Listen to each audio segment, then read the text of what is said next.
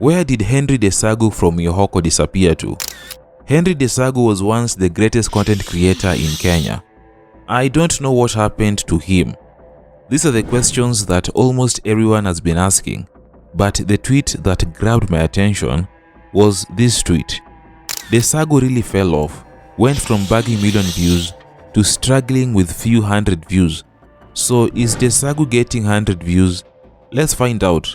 But before we go there, let's rewind back to 2017 when Henry Desagu bamfuzzled Kenyans with this video. I'm bamfuzzled and discombobulated by shenanigans and hurabaro surrounding the corruption in this country, because the corruption quagmire in this country is ignominious, it is lugubrious, it is ignominious, it is unparagund, it is koliwobos and katiwampas. Actually, Kenyans are wailing in selective amnesia juxtaposed with obnoxious umbwedede.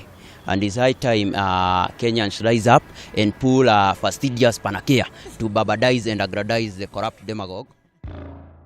The use of words like bamfuzzled, obnoxious umbwedede, and other meaningless words made this video to go viral, and Kenyans loved Desagu and it became a topic of discussion.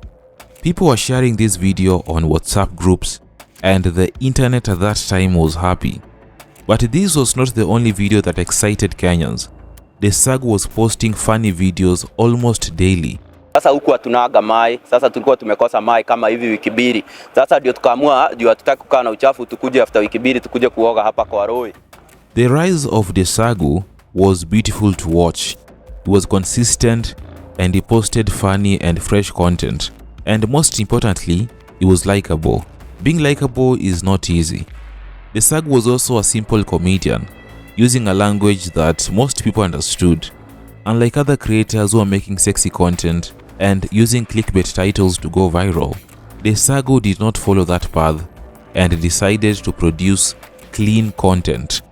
According to YouTube, this channel was created on August 11th, 2016, and 5 days later, Desagu posted his first video called Timafisi Press Conference. Tumekuja hapa kusema mambo ya sponsor tumekataa. Ati mambo ya sponsor tumefanya nini? Tumekataa. Unaona hapa hivi kama huu ni fisi ndongo na huu ni fisi ya budala.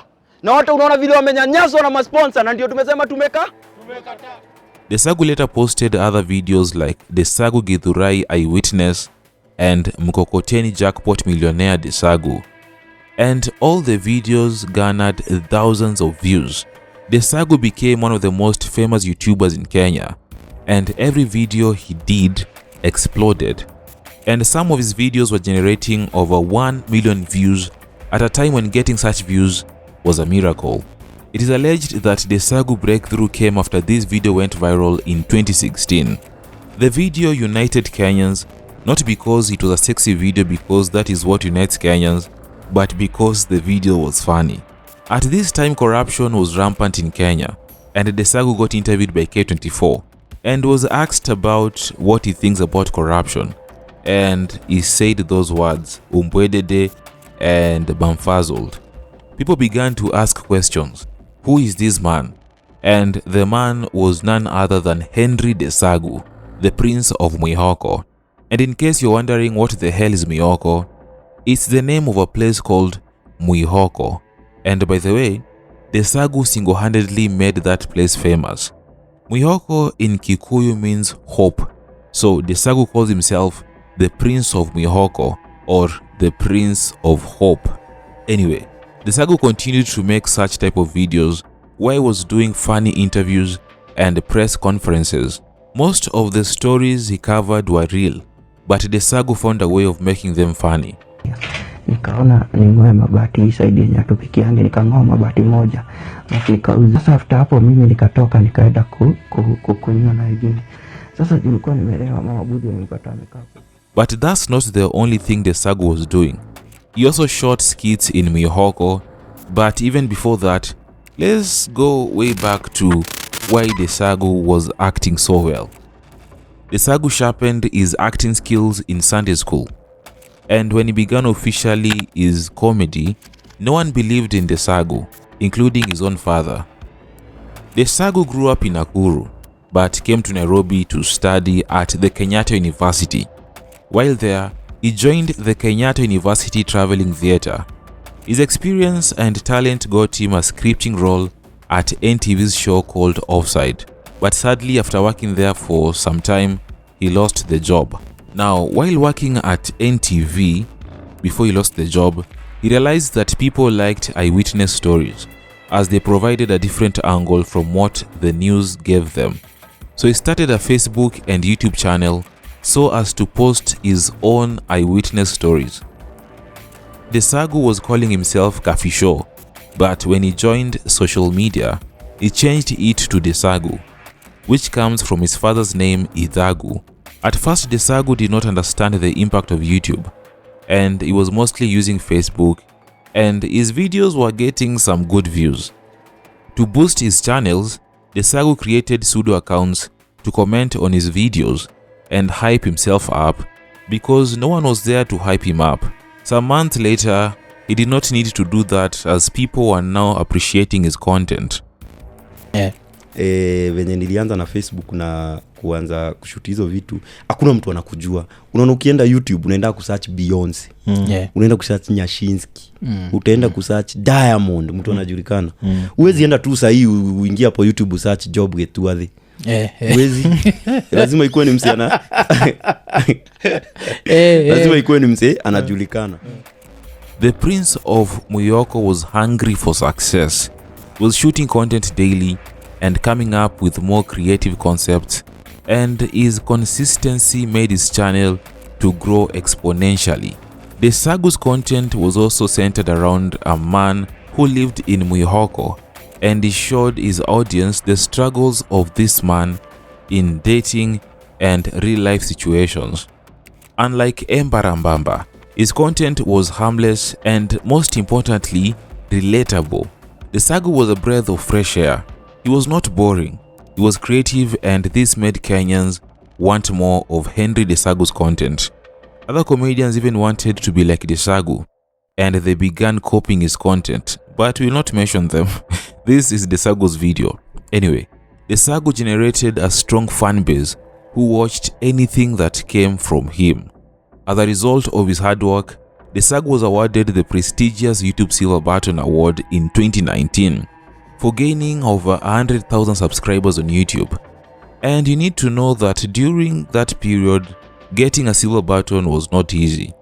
To make you understand how big this was, the Kenya Films Classification Board Chair, Dr. Ezekiel Mutua, gave Desagu 200,000 Kenyan shillings and also an award for having clean content.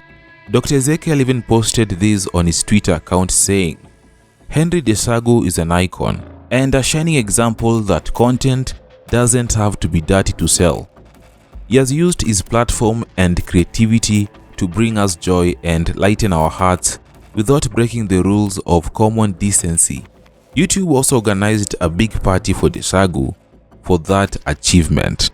Nowadays, getting a silver button is not big news, but I still want it, so make sure you've subscribed to this channel. After this achievement, Henry Desagu never stopped making videos. He was making speeches about anything, whether it's KCPE, KCSE, Team Mafisi, Slay Queens, gambling, or politics. Desagu even went international, and by international, I mean this. Alright, what's your name? My name's Henry Desagu. And where are you from? I come from Githurai in Kenya. What's the dream? I'm trying to be a professional musician. Okay, and who would you like to be as successful as? As John DeMathew. To spice up his content and break the monotony of doing skits, Desagu dropped a music video, and it wasn't the type of music that needed vocals, as it was a comical song called Umbwedede. It performed well. As we speak, the song has close to 630k views on YouTube. In 2022, Desagu dropped a new episode called Young, Broke and Famous Episode 1, where he featured other content creators like Naomi, Shipira, Austin, Gatwiri and Vicky, which had the same concept as the Real Househelps of Kawangware. But Kenyans still loved the show, and the first episode garnered thousands of views. As we speak, The episode has close to 400,000 views on YouTube. Desagu would later post more episodes and they were all good. At the same time, Desagu also shot another show called Kienyeji Couple featuring Mayoyo, which also performed well. After here, Desagu resorted back to his normal content, making content about Wangombe and politics. At this point, some Kenyans felt that Desagu was not evolving, as he was doing the same stuff or the same content. For instance, this recent video by Desagu about No Men's Conference 2024, it's the same type of content Desagu was doing in 2017. You could predict the kind of videos Desagu was about to shoot. He was always in a bush talking about Mihoko and Vienyeji. And this content only excites his core fan base, but does not attract new subscribers. Now, in November 2022, Desagu flew to Singapore, not to perform, but to attend the Business Convention 2022. Desagu documented the entire journey and posted it on his YouTube channel. And this was different from what Desagu was doing. It seemed like Desagu was now vlogging. And was this affecting his channel? Maybe. If you look at these views and what he usually got, then you can understand what I'm saying. The vlogging never stopped, as Desagu would later visit Malaysia and do the same thing. But he later did another series called The Half-Baked Report, which also featured on Bez. Now luckily, at this time, he managed to attract thousands of viewers. In April 2023, Desagu ventured into podcasting through a segment called Airtime Radio, featuring a guy called Wamiti, which was actually exciting as it was a fresh concept and also a new segment on his YouTube channel. They were talking about the most basic but funny topics, like why he supports polygamy and why he never send ladies airtime. The show had potential, but after the first episode, the podcast vanished, and we have never seen any other Airtime Radio episode. So what happened to the podcast? I have no idea. Desagu went back to shooting his normal content again, and from this point, his views were plummeting, and from getting 500,000 views, Desagu was now getting 5,000 views, 7,000 views, and as low as 3,000 views. So what was happening?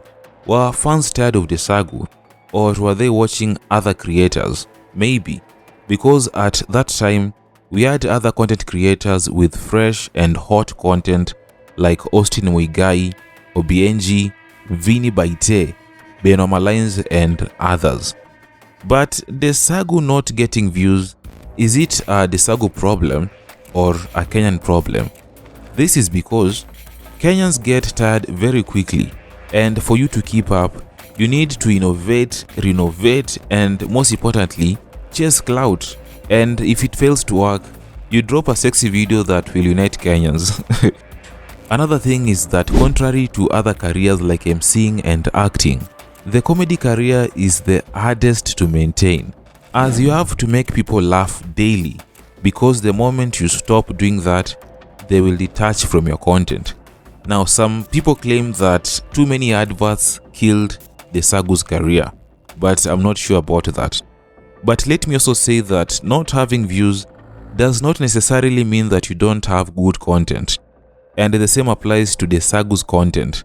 Desagu was and is still a funny man, and I appreciate his consistency. But is consistency enough? It's sad to see someone go backwards. Anyway, Desagu is still creating content for his fans and posting regularly on Instagram, Facebook, and TikTok. Even though his views might not be exploding now, he still has potential.